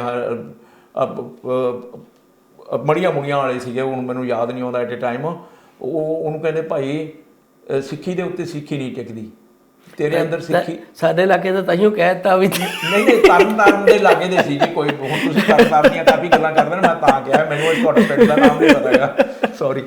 ਮੈਂ ਕਿਹਾ ਉਲਟਾ ਬਾਬਾ ਸਾਡੇ ਵੱਲ ਨਾ ਘੱਲ ਦਿਓ ਬਈ। ਨਹੀਂ ਗੁਰੂ ਅਰਜਨ ਪਾਤਸ਼ਾਹ ਨੇ ਉਹ ਕਾਫੀ ਮਸ਼ਹੂਰ ਸ਼ੇਖ ਫਤਿਹ ਦੀ ਗੱਲ ਕਰ ਰਹੇ। ਨਹੀਂ, ਸ਼ੇਖ ਫਤਿਹ ਦੀ ਨਹੀਂ ਗੱਲ ਕਰਦੇ, ਉਹ ਬਾਅਦ ਦੇ ਵਿੱਚ ਸਿੱਖ ਬਣਿਆ ਗੁਰੂ ਅਰਜਨ ਪਾਤਸ਼ਾਹ ਦਾ। ਅੱਛਾ, ਮੈਂ ਗੁਰੂ ਅਰਜਨ ਪਾਤਸ਼ਾਹ ਵੇਲੇ ਦੀ ਗੱਲ ਕਰਦਾ, ਹੁਣ ਮੈਨੂੰ ਉਹ ਆਪਣਾ ਵਿਸ਼ਾ ਨਹੀਂ ਸੀ, ਨਹੀਂ ਤਾਂ ਮੈਂ ਤਿਆਰੀ ਕਰਕੇ ਆਉਣਾ। ਗੁਰੂ ਅਰਜਨ ਪਾਤਸ਼ਾਹ ਨੇ ਉਹਨੂੰ ਕਿਹਾ ਭਾਈ ਇੱਕ ਸਰਵਰ ਕੋਈ ਬੜਾ ਮਸ਼ਹੂਰ ਸਖੀ ਸਰਵਰ ਦੀ, ਸਖੀ ਸਰਵਰ ਮੈਂ ਧਿਆਨ ਆ ਗਿਆ ਕੁਦਰਤੀ, ਮੈਨੂੰ ਤੁਹਾਡੀ ਗੱਲ ਚੋਂ ਆ ਗਿਆ। ਹਾਂਜੀ, ਸਖੀ ਸਰਵਰ ਵੇਖ ਲਓ, ਮੈਂ ਆਪਣੇ ਇਲਾਕੇ ਦਾ ਲੱਭ ਲਿਆ ਜੀ। ਹਾਂਜੀ, ਉਹ ਆਪਦੇ ਆਪ 'ਚ ਰੱਬ ਬਣਿਆ ਹੋਇਆ ਸੀ, ਮੜੀਆਂ ਨੂੰ ਪੂਜਦੇ ਸੀ। ਉਹ ਕਹਿੰਦੇ ਭਾਈ ਸਖੀ ਸਰਵਰ ਨੂੰ ਮੰਨਣ ਵਾਲਿਆ, ਇਹ ਤੇਰਾ ਕੰਮ ਨਹੀਂ ਹੋ ਸਕਦਾ। ਸਾਡਾ ਸਿਧਾਂਤ ਜਿੱਥੇ ਵੜ ਗਿਆ ਉੱਥੇ ਉਹ ਨਹੀਂ ਟਿਕ ਸਕਦਾ, ਤੇ ਜਿੱਥੇ ਉਹਦਾ ਉੱਥੇ ਸਾਡੇ ਸਿਧਾਂਤ ਨਹੀਂ। ਪਹਿਲਾਂ ਗਲਾਸ ਨੂੰ ਖਾਲੀ ਕਰੋ, ਫਿਰ ਇਹਦੇ 'ਚ ਪਾਣੀ ਪਏਗਾ। ਸੋ ਸਖੀ ਸਰਵਰ ਦੇ ਜਿਹੜੇ ਚੇਲੇ ਸੀਗੇ, ਉਹਦਾ ਕੋਈ ਨਾਂ ਯਾਦ ਆ ਜਾਏਗਾ ਆਪਾਂ ਨੂੰ, ਭਾਈ ਕਰਕੇ ਸੀ। ਫਿਰ ਉਹ ਲੱਕੜਾਂ ਵੱਢਣ ਗਿਆ 2-3 ਦਿਨ ਨੇ, ਮੁੜਿਆ ਭੁੱਖਾ ਤੇ ਆਇਆ, ਲੱਕੜਾਂ ਹੀ ਵੱਢਦਾ ਰਿਹਾ ਲੰਗਰ ਵਾਸਤੇ। ਇਹੋ ਜਿਹੀਆਂ ਵੀ ਗੱਲਾਂ ਆਉਂਦੀਆਂ ਉਹਦੇ ਨਾਲ ਜੁੜੀਆਂ ਹੋਈਆਂ। ਹੁਣ ਗੁਰਬਾਣੀ ਦੇ ਵਿੱਚ ਨਵਨਿਧੀ ਕਿਹਾ ਕਿਹਨੂੰ ਹੈ? ਆਪਾਂ ਇਹਨੂੰ ਅਖੀਰਲਾ ਆਪਣਾ ਪੁਆਇੰਟ ਇਹੀ ਹੈ, ਤੂੰ ਮੇਰੀ ਨਵਨਿਧ, ਤੂੰ ਭੰਡਾਰ, ਰੰਗ ਰਸਾ ਤੂੰ ਮਨਾ ਆਧਾਰ, ਤੂੰ ਮੇਰੀ ਸ਼ੋਭਾ, ਤੂੰ ਸੰਗ ਰਚੀਆ, ਤੂੰ ਮੇਰੀ ਓਟ, ਤੂੰ ਹੈ ਮੇਰਾ ਤਕੀਆ। ਕਿਹਨੂੰ? ਤੂੰ ਕਿਹਦੇ ਵਾਸਤੇ ਵਰਤਿਆ? ਪਰਮਾਤਮਾ ਵਾਸਤੇ। ਜਿਹਦੀ ਪਹਿਲਾਂ ਗੱਲ ਕੀਤੀ ਹੈ ਉਹੀ ਇਸੇ ਸ਼ਲੋਕ 'ਚ ਗੱਲ ਕੀਤੀ ਹੈ। ਐਨ ਚੰਗੀ ਤਰ੍ਹਾਂ ਗੁਰੂ ਅਰਜਨ ਪਾਤਸ਼ਾਹ ਦਾ ਸ਼ਲੋਕ ਹੈ, 181 ਪੰਨੇ ਤੇ ਹੈ, 181 ਤੇ। ਮਰਨ ਤੁਮਾਰਾ ਗੁਰ ਤੇ ਪਾਈ ਹੈ, ਸਤਿਗੁਰ ਤੇ ਦ੍ਰਿੜ ਏਕ ਹੈ, ਨਾਨਕ ਦਾਸ ਹਰ ਹਰ ਹਰ ਟੇਕ ਹੈ। ਹਰ ਦੀ ਟੇਕ, ਪਰਮਾਤਮਾ ਨਾਲ ਜੁੜਨਾ, ਸੁਕਿਰਤ ਕਰਨੀ, ਜਿਹੜੀ ਆਪਾਂ ਪਹਿਲੀ ਗੱਲ ਕੀਤੀ ਹੈ, ਚੰਗੇ ਸੱਚੇ ਮਾਰਗ ਚੱਲਦਿਆਂ ਉਸਤਤ ਕਰਿਆ ਜਹਾਨ। ਇਹ ਗੁਰਬਾਣੀ ਸਾਨੂੰ ਜੋੜਦੀ ਸੱਚ ਵਾਲੇ ਪਾਸੇ ਨੂੰ ਹੈ। ਜੇ ਅਸੀਂ ਸੱਚ ਵਾਲੇ ਪਾਸੇ ਜੁੜ ਗਏ, ਝੂਠ ਆਪਣੇ ਆਪ ਹੀ ਨਹੀਂ ਟਿਕਾਣਾ ਕੋਈ। ਸੋ ਇੱਦਾਂ ਇਸ ਤਰ੍ਹਾਂ ਜੀ ਕਿ ਗੁਰਬਾਣੀ ਦੇ ਮੁਤਾਬਕ ਸੱਚ ਨੂੰ, ਪਰਮਾਤਮਾ ਨੂੰ, ਸੱਚ ਸਾਹਿਬ ਮੈਂ ਬੰਦਾ ਬੈ ਖਰੀਦ, ਸੱਚ ਸਾਹਿਬ ਮੇਰਾ। ਗੁਰੂ ਨਾਨਕ ਸਾਹਿਬ ਦੀਆਂ ਪੰਕਤੀਆਂ ਆਪਾਂ ਅਗਲੇ ਪਹਿਲੇ ਪ੍ਰੋਗਰਾਮਾਂ 'ਚ ਵੀ ਇਹ ਕੋਟ ਕੀਤੀਆਂ। ਤੇ ਸੱਚ ਤੋਂ ਸਿਵਾਏ ਗੁਰਬਾਣੀ ਹੋਰ ਕਿਸੇ ਚੀਜ਼ ਨਾਲ ਜੋੜਦੀ ਨਹੀਂ। ਜਦੋਂ ਸੱਚ ਮਿਲ ਗਿਆ, ਫਿਰ ਬੰਦੇ ਦੀ ਭੁੱਖ, ਤ੍ਰਿਸ਼ਨਾ, ਲਾਲਚ ਜਿਹੜਾ ਹੈਗਾ ਉਹ ਆਪਣੇ ਆਪ ਮਿਟ ਜਾਂਦਾ। ਗੁਰੂ ਨਾਨਕ ਸਾਹਿਬ ਦੀਆਂ ਪੰਕਤੀਆਂ ਸਾਨੂੰ ਬੱਸ ਸਟੈਂਡਾਂ ਤੇ ਬਾਬਾ ਨਾਨਕ ਦੀ ਫੋਟੋ ਥੱਲੇ ਆਮ ਤੌਰ 'ਤੇ ਉੱਥੇ ਮਿਲਦੀਆਂ, ਪਰ ਇਹ ਸਮਝਦੇ ਨਹੀਂ। ਸੱਚ ਉਰੇ ਸਭ ਕੇ ਉੱਪਰ ਸੱਚ, ਸੱਚੋਂ ਉਰੇ ਸਭ ਕੇ ਉੱਪਰ ਸੱਚ ਆਚਾਰ। ਮਤਲਬ ਜਿਹੜੀਆਂ ਬੇਸਿਕ ਜ਼ਿੰਦਗੀ ਨਾਲ ਜੁੜੀਆਂ ਹੋਈਆਂ ਚੀਜ਼ਾਂ ਨੇ, ਉਹਨਾਂ ਨੂੰ ਕਿਸ ਤਰੀਕੇ ਨਾਲ ਵਿਆਖਿਆ ਕੀਤੀ। ਤੁਹਾਡਾ ਜਿੱਦਾਂ ਪ੍ਰਤੀ ਦਾ ਜ਼ਿੰਦਗੀ ਜਿਉਣ ਦਾ ਤਰੀਕਾ, ਉਹਨੂੰ ਉਚਾਰ ਗਿਆ। ਤੇ ਆਪਣਾ ਬਾਬਾ ਫਰੀਦ ਵੀ ਇੱਦਾਂ ਹੀ ਕਹਿੰਦੇ ਬਈ, ਹਾਂਜੀ ਕੰਟੀਨਿਊ ਕਰੋ। ਹਾਂਜੀ, ਕੋਈ ਗੱਲ ਨਹੀਂ। ਹਾਂਜੀ, ਸੱਚ ਸਭ, ਜਾਂ ਗੁਰੂ ਨਾਨਕ ਸਾਹਿਬ ਦੀ ਜਿਹੜੇ ਰਾਗ ਆਸਾ ਦੇ ਵਿੱਚ ਬਸ ਸੱਚ ਸਭਨਾ ਹੋਏ, ਦਾਰੂ ਪਾਪ ਕੱਢਾ ਧੋਏ, ਨਾਨਕ ਵਖਾਣਾ ਬੇਨਤੀ ਜਿਨ ਸੱਚ ਪੱਲੇ ਹੋਏ। ਸੱਚ ਮਤਲਬ ਇੰਨੀ ਜ਼ਿਆਦਾ ਤਾਰੀਫ ਸੱਚ ਦੀ ਹੈ। ਮੈਂ ਬੰਦਾ ਬੈ ਖਰੀਦ, ਸੱਚ ਸਾਹਿਬ ਮੇਰਾ। ਗੁਰੂ ਨਾਨਕ ਪਰ ਹੁੰਦਾ ਇੱਦਾਂ ਜੂਨ ਵਾਲਾ ਜੀ, ਜਿੱਦਾਂ ਸੱਚ ਤੇ ਆਪਾਂ ਪਹਿਰਾ ਦੇਣ ਦੀ ਗੱਲ ਕਰ ਰਹੇ ਹਾਂ, ਜੇ ਕੋਈ ਸਾਨੂੰ ਗ੍ਰੰਥੀ ਸਿੰਘ ਜਾਂ ਪ੍ਰਚਾਰਕ ਦੱਸੇਗਾ ਤੇ ਉਹ ਕਹੇਗਾ ਇੱਥੇ ਸੱਚ ਉਹਨਾਂ ਰੱਬ ਨੂੰ ਕਿਹਾ ਆ, ਹੋਰ ਦੁਨਿਆਵੀ ਸੱਚਾਂ ਦੀ ਗੱਲ ਨਹੀਂ ਕੀਤੀ ਉਹਨਾਂ ਨੇ। ਉਹ ਸਾਨੂੰ ਇਸ ਪਾਸੇ ਲੈ ਜਾਂਦੇ ਆ ਕਿ ਇਹ ਸੱਚ ਉਹਦਾ ਨਾਂ ਆ, ਸੱਚਾ ਇਹਦਾ ਨਾਮ ਆ, ਤੇ ਉਹਦੀ ਵਿਆਖਿਆ ਇਦਾਂ ਕਰ ਦਿੰਦੇ ਆ। ਅਸੀਂ ਜਦੋਂ ਆਚਰਣ ਦੀ ਗੱਲ ਕਰਦੇ ਹਾਂ, ਸੱਚ ਦੀ ਗੱਲ ਕਰਦੇ ਹਾਂ, ਤੇ ਜ਼ਿੰਦਗੀ ਨਾਲ ਜੁੜੇ ਹੋਏ ਸੱਚ ਦੀ ਕਿਰਤ ਦੀ ਗੱਲ ਕਰਦੇ ਹਾਂ, ਤੇ ਉਹ ਵੀ ਅਸੀਂ ਜ਼ਿੰਦਗੀ ਹੱਥੀਂ ਕਿਰਤ ਕਰਨ ਨੂੰ ਸੱਚੀ ਕਿਰਤ ਦੀ ਗੱਲ ਕਰਦੇ ਹਾਂ। ਤੇ ਸਾਨੂੰ ਜਿਹੜੀ ਪੁਜਾਰੀ ਸ਼੍ਰੇਣੀ ਆ, ਉਹ ਹਮੇਸ਼ਾ ਇਹ ਨਹੀਂ ਕਹਿੰਦੀ ਵੀ ਤੁਸੀਂ ਹੱਥੀਂ ਕਿਰਤ ਕਰੋ। ਆਂਦੇ ਕਿਰਤ ਦਾ ਮਤਲਬ ਵੀ ਇਹਦਾ ਨਾਮ ਜਪੋ। ਤੇ ਨਾਮ ਕਿੱਦਾਂ ਜਪੋ? ਅੰਦਰ ਵੜ ਕੇ ਤੇ ਰੱਬ ਦਾ ਉਹਨੂੰ ਧਿਆਓ, ਉਹਨੂੰ ਮੈਡੀਟੇਸ਼ਨ ਕਰੋ, ਉਹਦਾ ਇਹ ਕਰੋ। ਉਹ ਇਸ ਤਰੀਕੇ ਨਾਲ ਸਿਖਾਉਂਦੇ ਆ। ਤੁਹਾਡੀ ਗੱਲ ਕੰਪਲੀਟ ਹੋਣ 'ਚ ਕਿੰਨਾ ਸਮਾਂ? ਮੈਂ ਇੱਕ ਬ੍ਰੇਕ ਲੈਣੀ ਚਾਹੁੰਦਾ ਸੀਗਾ, ਤੇ ਜੇ ਤੁਸੀਂ ਇਹ ਗੱਲ ਦਾ ਜਵਾਬ ਕਰਨਾ ਤੇ ਕਰ ਲਓ, ਫਿਰ ਅੱਗੇ ਆਪਾਂ ਚੱਲਦੇ ਹਾਂ। ਗੱਲ ਏਦਾਂ ਜੀ ਵੀ ਕਿਹੜਾ ਸਾਧ ਹੈ ਜਿਹੜਾ ਹਾਥੀ ਬਾਬੇ ਨੂੰ ਬਾਬੇ ਨਾਨਕ ਵਾਂਗਰ ਹਲ ਵਾਹੁੰਦਾ, ਹਾਂਜੀ, ਕੋਈ ਨਹੀਂ ਪਾਉਂਦਾ। ਤੁਸੀਂ ਮੈਂ ਉਹਦੀ ਢੱਡਰੀਆਂ ਵਾਲੇ ਦੀ ਗੱਲ ਕਰ ਲੈਣਾ, ਇੰਨੀ ਸ਼ਕੀਨੀ ਜਨਾਨੀਆਂ ਨਹੀਂ ਲਾਉਂਦੀਆਂ ਜਿੰਨੀ ਸ਼ਕੀਨੀ ਉਹ ਲਾਉਂਦਾ। ਉਹਦਾ ਹਰ ਰੋਜ਼ ਤੁਸੀਂ ਪਹਿਰਾਵਾ ਦੇਖੋ, ਹਰ ਰੋਜ਼ ਅੱਜ ਚਿੱਟੀਆਂ ਜਰਾਬਾਂ, ਕੱਲ੍ਹ ਨੂੰ ਕਾਲੀਆਂ, ਫਿਰ ਲਾਲ, ਚਿੱਟੇ, ਮਹਿੰਗੇ ਤੋਂ ਮਹਿੰਗੇ ਉਹਦੇ ਬੂਟ। ਕਿਹੜਾ ਉਹਨੇ ਹਲਵਾਇਆ? ਉਹ ਕਹਿੰਦਾ ATM ਦੇ ਵਿੱਚ 10-10 ਰੁਪਈਏ ਪਾਓ। ਅਮਰੀਕਾ ਆਇਆ ਸੀ, $500 ਉਹਨਾਂ ਨੂੰ ਲੋਕਾਂ ਨੂੰ ਕਿਹਾ ਵੀ ਦਿਓ, ਮੈਨੂੰ ਚਾਹੀਦੇ ਆ, ਮੰਗ ਕੇ। ਪਰ ਆਪਣਾ ਜੁਨ ਵਾਲਾ ਜੀ ਵਿਸ਼ਾ ਉਹ ਨਹੀਂ ਆ। ਪਰ ਮੈਂ ਇੱਕ ਗੱਲ ਸਮਝਦਾ ਕਿ ਢੱਡੀਆਂ ਵਾਲੇ ਬਾਰੇ ਬੜੀ ਤਰ੍ਹਾਂ ਦੀਆਂ ਆਪਾਂ ਚਰਚਾਵਾਂ ਸੁਣਦੇ ਰਹੇ। ਕੋਈ ਜ਼ਮਾਨਾ ਉਹ ਵੀ ਸੀਗਾ ਜਦੋਂ ਉਹਨੂੰ ਲੋਕੀ ਚੇਨੀਆਂ ਪਾਉਂਦੇ ਸੀ, ਕਰਦੇ। ਅੱਜ ਕੱਲ੍ਹ ਉਹਨੇ ਥੋੜਾ ਜਿਹਾ ਸੱਚ ਵੱਲ ਪਾਸਾ ਨਹੀਂ ਮੋੜਿਆ। ਨਹੀਂ, ਅੱਛਾ, ਕੁਛ ਸੱਚ ਤਾਂ ਹੈ ਹੀ ਨਹੀਂ। ਜੇ ਉਹ ਦਿਹਾੜੀ ਦੇ ਵਿੱਚ ਫੈਸ਼ਨ ਇੰਨਾ ਕਰਦਾ, ਸੱਚ ਕਿੱਥੋਂ ਹੈ? ਸੱਚ ਮਤਲਬ ਤੁਹਾਡੇ ਵਿਚਾਰਾਂ 'ਚ ਵੀ ਅਸਲੀ ਸਿੱਖੀ ਵਾਲਾ ਉਹ ਵੀ ਰਾਹ ਨਹੀਂ ਦੱਸਦੇ। ਹਾਲਾਂਕਿ ਕਹਿੰਦੇ ਇਦਾਂ ਆ ਕਿ ਉਹ 2004 ਜਾਂ 5 ਦੀ ਗੱਲ ਹੈ, 4 ਦੀ ਗੱਲ ਹੈ, ਜਦੋਂ ਇੱਥੇ ਮਾਲਟਨ ਗੁਰਦੁਆਰੇ ਉਹਨਾਂ ਦਾ ਪ੍ਰੋਗਰਾਮ ਸੀ ਤੇ ਆਪਣੀਆਂ ਸੜਕਾਂ ਬੰਦ ਹੋ ਗਈਆਂ ਸੀ। 2004 ਦੀ ਗੱਲ ਹੈ। ਇਹਨਾਂ ਨੇ ਧਾਰਨਾ ਲਾਈਆਂ ਤੇ ਉਦੋਂ ਮੇਰਾ ਖਿਆਲ ਢਿੱਲੋਂ ਵੀਡੀਓ ਵਾਲੇ ਰਾਤੋਂ ਰਾਤ MP3 ਬਣਾ ਕੇ ਤੇ ਅਗਲੇ ਦਿਨ ਤੁਸੀਂ ਖਰੀਦ ਸਕਦੇ। ਮੈਂ ਲੈ ਕੇ ਆਇਆ ਸੀ। ਇਹਨੂੰ ਬਾਣੀ ਵੀ ਨਹੀਂ ਯਾਦ, ਮੈਨੂੰ ਹੁਣ ਦੋ ਤਿੰਨ ਗੱਲਾਂ ਯਾਦ ਆ ਗਈਆਂ। ਇੱਕ ਤਾਂ ਇਹਨੇ ਗਾਇਨ ਕੀਤਾ ਸੀ ਬਈ, ਪਿੱਛੇ ਜੋ ਬੀਤੀ ਸੋ ਬੀਤੀ, ਹੁਣ ਤੇ ਬਣਾ ਲਾਇਆ ਆਪਣਾ। ਇਹ ਬਾਣੀ ਨਹੀਂ ਹੈ, ਕੱਚੀ ਬਾਣੀ। ਧਾਰਨਾ ਜਿਹੜੀਆਂ ਬਾਬੇ ਲਾਉਂਦੇ ਆਮ। ਇੱਕ ਕੋਈ ਨਾ 1000 ਤੋਂ ਉੱਪਰ ਜਾ ਕੇ ਅੰਗ ਤੇ ਉਹ ਪੰਕਤੀਆਂ ਆਉਂਦੀਆਂ, ਹੁਣ ਮੈਨੂੰ ਐਟ ਏ ਟਾਈਮ ਯਾਦ ਨਹੀਂ ਆ ਰਹੀ। ਉਹਦੇ 'ਚ ਇਹਨੇ ਲਫ਼ਜ਼ ਛੱਡਿਆ ਸੀ ਪ੍ਰਭ। ਹਾਂਜੀ। ਤੇ ਪ੍ਰਭ ਨੂੰ ਜਦੋਂ ਅਸੀਂ ਵਿੱਚੋਂ ਕੱਢ ਦਿੱਤਾ ਤੇ ਮੈਂ ਲਿਖਿਆ ਸੀ ਵੀ ਇਹ ਲੋਕੋ ਤੁਹਾਡੀਆਂ ਜਨਾਨੀਆਂ ਨੂੰ ਆਵਾਜ਼ਾਂ ਮਾਰਦਾ। ਮੇਰਾ ਲਿਖਿਆ ਹੋਇਆ ਲੇਖ ਛਪਿਆ ਹੋਇਆ ਉਹ ਅਖਬਾਰ। ਮੈਂ ਨਹੀਂ ਛੱਡਦਾ ਹੁੰਦਾ ਕੋਈ। ਫਿਰ ਮੈਨੂੰ ਮਾਰਨ ਦੀਆਂ ਧਮਕੀਆਂ ਵੀ ਆਈਆਂ। ਫਿਰ ਮੈਂ ਪੁਲਿਸ ਵਾਲਿਆਂ ਨੂੰ ਆ ਕੇ, ਜਿੱਥੇ ਉਹਨੇ ਕਿਹਾ ਸੀ ਬਈ ਚਲੋ ਆਪਾਂ ਇੱਕ ਸਾਧ ਨੂੰ ਮੇਰੇ ਖਿਆਲ ਨਾ ਕਰੀਏ ਪਤਾ, ਬਾਣੀ ਨੂੰ ਯਾਦ। ਇਹ ਜਿੰਨਾ ਪਖੰਡ ਤੇ ਅਡੰਬਰ ਇਹ ਰਚਦਾ ਹੈ, ਇੰਨਾ ਹੋਰ ਕੋਈ ਸਾਧ ਨਹੀਂ ਕਰਦਾ। ਤੁਸੀਂ ਕਿਤੇ ਕਿਸੇ ਦਿਨ ਵੇਖ ਲਓ, ਸਵੇਰੇ ਇਹਦੇ ਪੱਗ ਹੋਰ ਹੁੰਦੀ ਹੈ, ਸ਼ਾਮ ਨੂੰ ਹੋਰ, ਅਗਲੇ ਦਿਨ ਹੋਰ। ਉਹ ਤੇ ਕੋਈ ਸ਼ੱਕ ਨਹੀਂ ਹੈ। ਇਹ ਆਪ ਇੰਨਾ ਪੜ੍ਹਿਆ ਲਿਖਿਆ ਨਹੀਂ, ਇਹ ਮੈਚਿੰਗ ਕਰ ਲਵੇ ਆਪ ਹੀ ਪੜ੍ਹਿਆ। ਇਹਦਾ ਮਤਲਬ ਕੋਈ ਇਹਦਾ ਡਿਜ਼ਾਈਨਰ ਵੀ ਮੈਚਿੰਗ, ਜਿਹਨੂੰ ਅਸੀਂ ਆਰਕੀਟੈਕਟ ਕਹਿੰਦੇ, ਜੇ ਬਿਲਡਿੰਗ ਬਣਾਉਣੀ ਹੋਵੇ ਤਾਂ ਆਰਕੀਟੈਕਟ ਰੱਖਿਆ ਹੋਇਆ ਜਿਹੜਾ ਇਹਨੂੰ ਇਕੱਠੇ ਕਰਕੇ ਦਿੰਦਾ ਕੱਪੜੇ। ਪੈਸੇ ਦਾ ਖੇਡ ਹੈ ਸਾਰੀ ਸਰ। ਪੈਸੇ ਹੋਣ ਤੇ ਤਾਂ ਆਪਾਂ ਵੀ ਉਹ ਕਹਿੰਦੇ ਜੀ ਡਿਜ਼ਾਈਨਰ ਸੂਟ ਬਣਾ ਲਓ, ਇਹ ਕਰ ਲਓ। ਜੇ ਅਮਰੀਕਾ ਦੇ ਵਿੱਚੋਂ ਚਰਨਜੀਤ ਬਾਠ ਵਰਗੇ $35,000 ਦਾ ਚੈੱਕ ਦੇ ਸਕਦੇ ਇੱਕ ਬੜੂ ਵਾਲੇ ਸਾਧ ਨੂੰ, ਇਹਨੂੰ ਦੇਣ ਵਾਲੇ ਵੀ ਹੋਣਗੇ। ਲੱਗ ਜੂਗਾ ਮੈਨੂੰ ਪਤਾ ਵੀ ਕਿੰਨੇ ਜੁਨ ਵਾਲਾ ਜੀ। ਵੈਸੇ ਹੁਣ ਤਾਂ ਆਪਾਂ ਉਹਨਾਂ ਦੀ ਗੱਲ ਚੱਲੀ ਹੈ ਤੇ ਮੈਂ ਇੱਕ ਅਖੀਰ 'ਚ ਗੱਲ ਕਰਨਾ। ਹੁਣ ਕਿਹਾ ਜਾਂਦਾ ਕਿ ਉਹ ਜਿਹੜੇ ਜਿਸ ਤਰ੍ਹਾਂ ਦੀ ਗੁਰਬਾਣੀ ਦੇ ਸਿਧਾਂਤ ਮੁਤਾਬਕ ਕੁਦਰਤ ਦੀ ਵਿਆਖਿਆ ਕਰਨੀ ਜਾਂ ਕੁਝ ਕਰਨਾ, ਉਸ ਪਾਸੇ ਨੂੰ ਵਧੇ ਹੋਏ ਆ। ਕੁਝ ਲੋਕ ਕਹਿੰਦੇ ਆ ਕਿ ਉਹਨਾਂ ਨੇ ਆਪਣਾ ਪੁਰਾਣਾ ਪੈਂਤੜਾ ਬਦਲ ਕੇ ਸਾਧਾਂ ਵਾਲਾ ਤੇ ਦੂਜੀ ਤਰ੍ਹਾਂ ਦਾ ਬਣਾਇਆ। ਠੀਕ ਹੈ, ਉਹਨਾਂ ਦਾ ਪਹਿਰਾਵਾ ਇੱਦਾਂ ਹੋ ਸਕਦਾ, ਕੁਝ ਚੀਜ਼ਾਂ 'ਚ ਹੋ ਸਕਦਾ ਵੀ ਉਹ। ਆਪਾਂ ਸਾਰੀਆਂ ਗੱਲਾਂ ਡਿਸਕਸ ਕਰਨ ਤੋਂ ਪਹਿਲਾਂ ਮੈਂ ਕਹਿ ਦੇਣਾ, ਮਗਦੇ ਬੋਲ TV ਸੁਣ ਕੇ ਵੇਖ ਲੈਣ ਸਰੋਤਾ ਜਨ। ਸੁਖਦੇਵ ਸਿੰਘ ਜਰਮਨੀ ਤੋਂ ਉਹਨਾਂ ਦੀ ਇੱਕ ਇੱਕ ਗੱਲ ਦਾ ਨਖੇੜਾ ਕਰਦਾ ਆ ਰਿਹਾ। ਮਗਦੇ ਬੋਲ TV ਸੁਖਦੇਵ ਸਿੰਘ ਜਰਮਨੀ ਤੋਂ ਉਹਨਾਂ ਦੀ ਹਰ ਗੱਲ ਗੁਰਬਾਣੀ ਦੇ ਮੁਤਾਬਕ ਗਲਤ ਸਾਬਤ ਕਰਦਾ ਹੈ, ਹਰ ਗੱਲ। ਕਿਉਂਕਿ ਉਹ ਕਹਿੰਦੇ ਜੀ ਕੁਦਰਤ ਦੇ ਨਿਯਮ ਰੱਬ ਹੈ ਤੇ ਹੁਕਮ ਚਲਾਏ ਰੱਬ। ਫਿਰ ਹੁਕਮੀ ਕੌਣ ਆ? ਮੈਂ ਛੋਟੀ ਜਿਹੀ ਗੱਲ ਕਰ ਦਿੰਦਾ। ਹੁਕਮੀ ਕੋਈ ਹੋਰ ਹੈ, ਹੁਕਮ ਕੁਛ ਹੋਰ ਹੈ। ਹੁਕਮੀ ਹੁੰਦਾ ਹੁਕਮ ਕਰਨ ਵਾਲਾ, ਹੁਕਮ ਹੁੰਦਾ ਜਿਹੜਾ ਉਹਨੇ ਅੱਗੇ ਕਿਹਾ ਹੈ। ਨਹੀਂ, ਉਹ ਬੇਸਿਕ ਸਵਾਲ ਤੇ ਫਿਰ ਰੱਬ ਦੀ ਐਗਜ਼ਿਸਟੈਂਸ ਤਾਂ ਆ ਜਾਂਦਾ ਨਾ ਜੀ, ਜਿੱਥੋਂ ਉਹਨਾਂ ਦਾ ਵਖਰੇਵਾਂ ਥੋੜਾ ਜਿਹਾ। ਮੈਂ ਵੀ ਕਦੀ ਉਹਨਾਂ ਨੂੰ ਸੁਣਿਆ, ਜਿਹੜੇ ਉਹਨਾਂ ਤੇ ਸਵਾਲ ਕਰਦੇ, ਉਹ ਕਹਿੰਦੇ ਆ ਕਿ ਕੁਦਰਤ ਖੁਦ ਰੱਬ ਨਹੀਂ ਆ। ਕੁਦਰਤ ਇੱਕ ਐਸੀ ਗੈਬੀ ਸ਼ਕਤੀ ਹੈ ਜਿਹਦਾ ਇਹ ਪ੍ਰਸਾਰ ਹੈ ਸਾਰਾ, ਉਹਦੇ ਨਿਯਮਾਂ ਤਹਿਤ ਚੱਲਦੀ ਹੈ। ਉਹ ਕਹਿੰਦੇ ਨਹੀਂ, ਕੁਦਰਤ ਦੇ ਨਿਯਮਾਂ ਤਹਿਤ ਦੁਨੀਆ ਚੱਲਦੀ ਹੈ। ਤਾਂ ਦੀ ਗੱਲ ਬਾਬੇ ਨਾਨਕ ਨੇ ਫੈਸਲਾ ਕਰਤਾ ਵੀ ਰੱਬ ਨੂੰ